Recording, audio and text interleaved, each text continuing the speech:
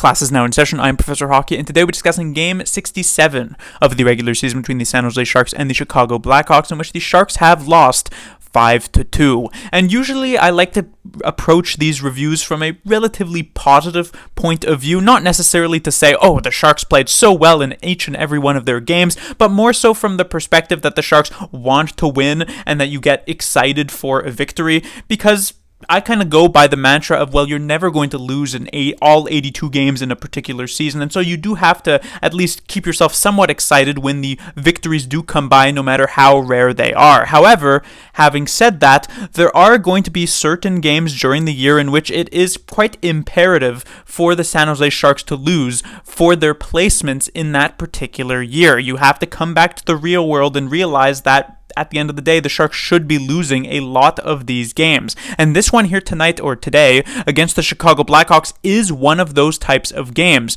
Right now, the race for the last place spot in the league, which secures the best possible draft lottery odds, is pretty much a two-horse race. Perhaps the Ducks could end up in second to last place if Chicago goes on a bit of a run for themselves, but the Sharks and the Ducks have a 10-point gap between them, which means the Sharks would have to win 5 more games than the Ducks over these last 15 games of the season, which is incredibly difficult to imagine, which means the Sharks are locked into one of the last 2 spots in the league. And this matchup here against Chicago was a 4-point swing in the standings. Had the Sharks won in regulation, they would have actually moved in to 31st place in the league. But with instead this Blackhawks victory in regulation, the Sharks instead find themselves still holding on to last place with a 4-point gap between them and Chicago, which is very important, as I mentioned, to get those best possible draft lottery odds.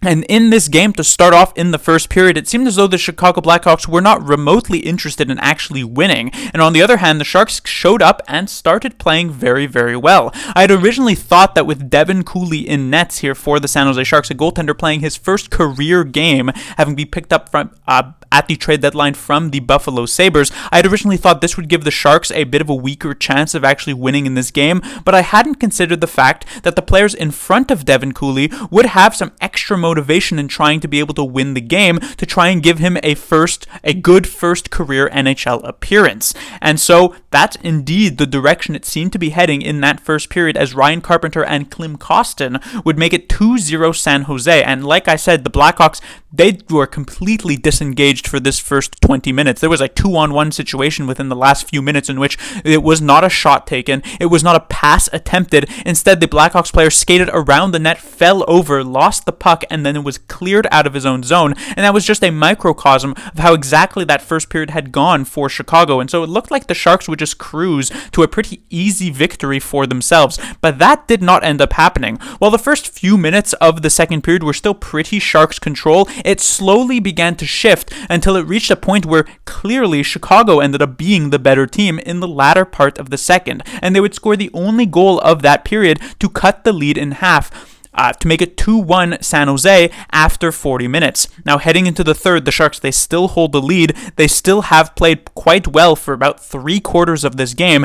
They looked like they'd be able to still manage to take this victory and lose in the sort of standings battle, so to speak. And yet, very quickly, within about 90 seconds, a Sharks 1-goal lead turned into a Sharks 2-goal deficit, as the Blackhawks got 3 very quickly to get that 4-2 lead for themselves. At that point, the Sharks just looked completely lost. They had to call a timeout to try to settle things down, but they could not end up getting any other goals for the rest of this game. They would pull the goaltender, and there would be a couple of close calls, but it would still end up being a Blackhawks 5-2 victory, which, at the end of the day, is a victory for San Jose in the grand scheme of things. Moving on to the players to talk about, we have the top line of Zetterlund, Granlund being joined by Kostin here. So the San Jose Sharks had gone through multiple lineup iterations during last night's game against the Columbus Blue Jackets, and a couple of them did stick, in particular at forward, and one of those was indeed Kostin getting a spot here on this top line, and it worked out rather well. This top line in the previous one against Columbus was not very good. In fact, was one of the least effective lines for the San Jose Sharks. Here tonight, it was quite the opposite, where they were the best line for this team. The player who I would say stood out the most out of these three was not Kostin, but instead was actually Fabian Zetterlund, who I thought was all over the puck here tonight, had multiple grade A opportunities, was playing with a ton of speed, a ton of confidence. Unfortunately for the Sharks, or I guess fortunately for the Sharks, he didn't actually manage to end up getting a goal, but it was still a very nice game for number 20. When it comes to Kostin, he kind of reminds me a bit of Tomas Hertl, not necessarily in terms of skill level, as obviously Hertl is miles better than Kostin, but sort of like you don't necessarily notice Kostin a ton throughout the game, and yet, like with Tomas Hertl, he gets a goal, or he'll end the game with a goal and an assist, 2 points, something of that nature, and it makes you realize that Kostin has a lot of sneaky skill. There's definitely a very real toolkit there, a real skill set that he can make use of, and that there is definitely a ceiling that he is not quite yet reaching. When it came to Tomas Hertl, we know that ceiling was because he was reaching it in the past, back, a few years ago, that just wasn't quite being reached these past couple of years. With Kostin, this is the reason why he has been continuously getting these NHL contracts, even if he has slightly underperformed. In particular, you take a look at his stint with the Detroit Red Wings this season. He had the same amount of points in the 30-plus games that he played with the Red Wings this year that he has had with the San Jose Sharks in the 4 games, I believe, that he has played since arriving from the trade deadline deal with the Red Wings. And so it's definitely been a very interesting set of games to watch from Kostin. If he can actually hit that potential, there's definitely some ability there. The question is, can he really do that? When it comes to the second line, we have Kunin, Eklund, and Zadina. Now, these 3 players, I mentioned how they created some chances off of the rush in last night's game against the Columbus Blue Jackets, but in terms of actual offensive zone time, offensive pressure, they weren't particularly impressive. This game, they didn't have that same type of magic off the rush that they had, and they still didn't have much offensive zone time either, which means combining those two things mean this line did pretty much nothing here tonight against Chicago. Even in the first period where the Blackhawks were completely lost, completely out of it, didn't seem engaged at all, this second line never actually had a particularly good shift. And at this point, I wonder if a change does need to come to this set of 3 players. They were looking relatively promising a couple of weeks ago, but since then, there just hasn't been much doing. And yes, you have found a bit of magic with some of your other lines that you don't necessarily want to break up. At this point, you want to keep up the duo of Zetterlund and Granlund. Kostin looked quite good here this game, so you're not going to break up that one. Maybe the third line, there isn't even really all that great of an option, but perhaps a call-up from the AHL, something of that nature, because there definitely needs to be a spark on the second line as things just aren't really getting done. Then we get to the third line here of Sturm, Bailey, and Bordeleau. So as I mentioned, this is another iteration that was seen in the previous game against the Columbus Blue Jackets. Bailey takes the spot on the third line with Sturm and Bordeleau. Now, to speak a bit on Bordeleau, as per usual, in the previous game I mentioned how he was quite effective from an offensive perspective, doing a lot of little things correctly, and defensively he didn't really have to do too much because he found himself primarily playing in the offensive zone. Well, things kind of shifted slightly here tonight, where he still had a few decent offensive zone shifts where I thought he was okay, but maybe not as great as he has been. But what really impressed me about Bordeleau here tonight was actually his D-zone play. What's quite interesting, in fact, is that this line was the line that started the game for the San Jose Sharks, and they matched up against Connor Bedard's line for Chicago, which is really the major dangerous line that the Chicago Blackhawks actually have. And because there were no whistles for the first 8 or 9 minutes of this game, if I am not mistaken, this third line, found themselves on the ice constantly against that Bedard line, I think 4 or 5 times before we got that first whistle, which kind of changed things up a bit as the teams were just rolling line after line after line. And I thought Bordeleau did an exceptionally solid job at playing defensively throughout much of this game. Not a ton of errors that you necessarily noticed here tonight, which was in stark contrast to his first game when he was called up a couple of weeks ago, which was quite disastrous from a defensive perspective. So it's nice to see this quick development in that particular area as Bordeleau continues to impress, even if it doesn't necessarily mean with him landing on the score sheet. When it comes to the two other players on his line, I also definitely appreciated Nico Sturm's defensive play here tonight. Justin Bailey, I thought, was also decent enough. Certainly solid and deserving of this third line spot, but nothing outstanding either or out of the box.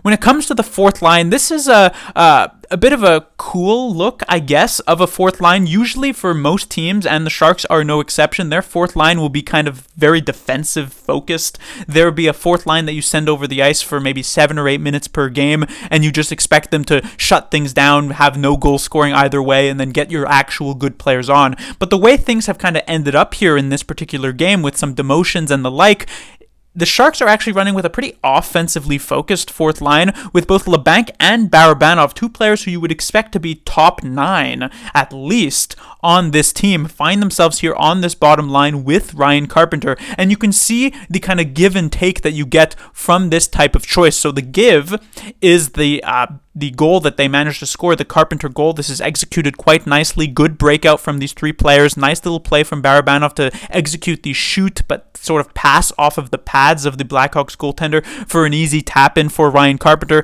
But then you also get the take from this line as well, as the defense on the Blackhawks' first goal of this game, the only goal scored in the second period, was just a very poor back check from Kevin Labanc, who should have been able to be the last man back to get Kurashev in this situation, but he just doesn't end up doing that. And I mentioned in the previous review that Labanc walks a very fine line when it comes to actually maintaining a spot in the lineup. He has to play very well if he wants to keep a lineup spot. And while he had a nice play on that first goal, he was exactly at fault for the Blackhawks' first goal as well. So I wonder if he'll actually manage to keep a spot on this fourth line, or if the Sharks will go with the slightly more defensive, so to speak, Giovanni Smith once again. Then we get defensively here, the top pairing of Ferraro and Burrows. So this was an iteration that we did see in last night's game against Columbus. That came in the midway point, though did not last until the end of the game. And this was definitely the Sharks' best defensive pairing of the night, I would say. Ferraro looked quite good. The still same, not necessarily criticism, but the same points that I made last game, where he doesn't exactly look the same type of player that he was usually in the past. That still remains, but that doesn't necessarily mean that he's going to be having all these bad games. In fact, this was a very successful and one of his better games that we have seen as of late. It does come against the other worst team in the league, so it's nothing to write home about and to say, well, this is a start of something new for Mario Ferraro, but it is still notable that there was a good game here to be had. And then when it comes to the second pairing, to speak a bit onto Henry Thrun, I thought he was the Sharks' best defenseman in the previous game against Columbus, and that was beginning to carry over into the starting part of this Chicago game. He was really quite good in the first period, doing a great job, not just defensively, but also offensively. However, as this game wore on, he had a couple of bad shifts, in particular in the third period, that definitely left a bad taste in my mouth, and probably David Quinn's mouth as well, as he was making some incorrect choices, to put it nicely, in some of those situations, one of them leading to a Chicago Blackhawks goal. But I'd say all in all, just because the fact that the first 30 to 40 minutes were actually pretty decent for Thrun, he still had an okay game, but again, it's things to clean up. And then when it comes to this third defensive pairing of Addison and McDonald, there's always a bit of a worry when these three players are put together. Likely the two worst defensemen on the Sharks when it comes to actually playing defensively, and so they were caught out on the ice a few times against the Connor Bedard line. And while I thought at the start of the game they actually did a decent job in those situations, near the end they started to get a bit more victimized there, and so generally not the best game for those two players. And then finally we get to the goaltender Devin Cooley getting his first career appearance in the NHL here, and he was put up against the other worst team in the league, as I mentioned, and he started this game off pretty well. He didn't have to make a ton of great saves in the first period. The Sharks really didn't give up that many chances in those 20 minutes, but he was there. He was making solid saves. He didn't let in any terrible goals at that point. When it came to where the Chicago Blackhawks goal scoring actually started, yeah, Cooley maybe could have had a couple of these. The Kurashev one was definitely a difficult save. The Donato one, pretty difficult to track. I'll give him that one. The Korchinski one, I don't know if this one deflects or not, but it's technically a save he could have had. Then there's the fourth one here. not really going to be able to get that one just because it goes off the skate of Addison, but maybe with slightly better positioning, it's possible he could have made that save. And then, of course, the empty netter, you can't put any blame on him. So it is, at the end of the day here, a 4-goal night given up here from David Cooley. Perhaps not the type of debut that he wanted to have, but I wouldn't necessarily put much blame onto him either, as I think the Sharks kind of just fell apart in that third period, which, as I've mentioned earlier on, is perhaps a good thing. But that would do it for this review. The Sharks will be back in action on Tuesday, where they'll be taking on the Nashville Predators. So the Sharks will be going from facing off against a team that realistically should also be wanting to lose these games to now going up against an extremely hot, on fire Nashville Predators team. They've been absolutely fantastic over these last few weeks as they make their run for the playoff spot. I believe they are in currently a wild card spot in the Western Conference. And so the Sharks, will they just get completely bowled over, or perhaps they'll actually be a bit of a surprise there for Nashville? Class dismissed.